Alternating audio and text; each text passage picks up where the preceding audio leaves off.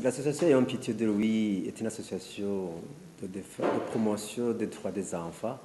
En regardant le passé dans notre pays, en ce qui concerne la violence que beaucoup de Burundais ont subie jusqu'à être tués, et cela revenait souvent en mois d'avril.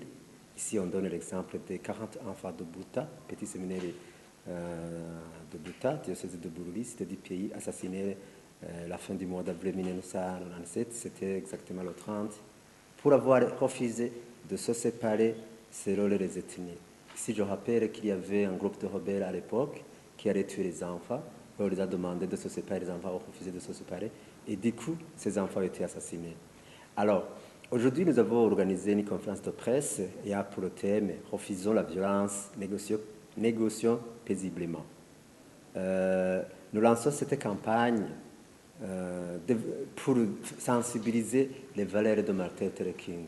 Quels sont les résultats que nous attendons? Les résultats que nous attendons, c'est qu'un jour, le Burundi puisse respirer. C'est qu'un jour, les violences au Burundi soient bannies complètement. C'est qu'un jour, tout Burundais se sente frère. Ici, on aime dire les questions ethniques. Nous avons constaté qu'au Burundi, les ethnies existent, mais ça ne veut rien dire.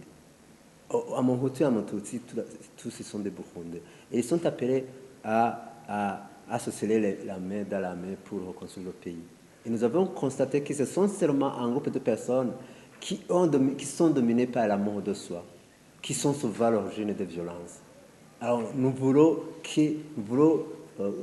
bloquer le chemin de ces gens qui sont dominés par l'amour de soi, en vue de chercher des gens qui pensent aux autres, qui aiment les autres, qui servent les autres, et non les gens qui se servent.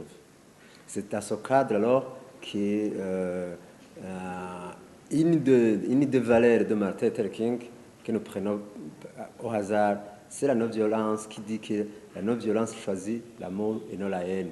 Je viens de le dire, je le répète, celui qui investit, qui sème la haine, un jour, il va récolter les larmes, la honte.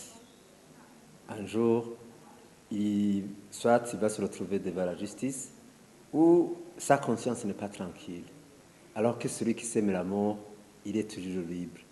Il est toujours libre et il va récolter la paix. Et il sera aimé, cette personne. Et il sera honoré. Mais celui qui sème la haine, un jour il va subir l'humiliation. C'est un cri que nous avons donné alors à tous les Burundais, afin que chaque Burundais choisisse entre les deux mots, il faut choisir le moindre. C'était ça notre objectif.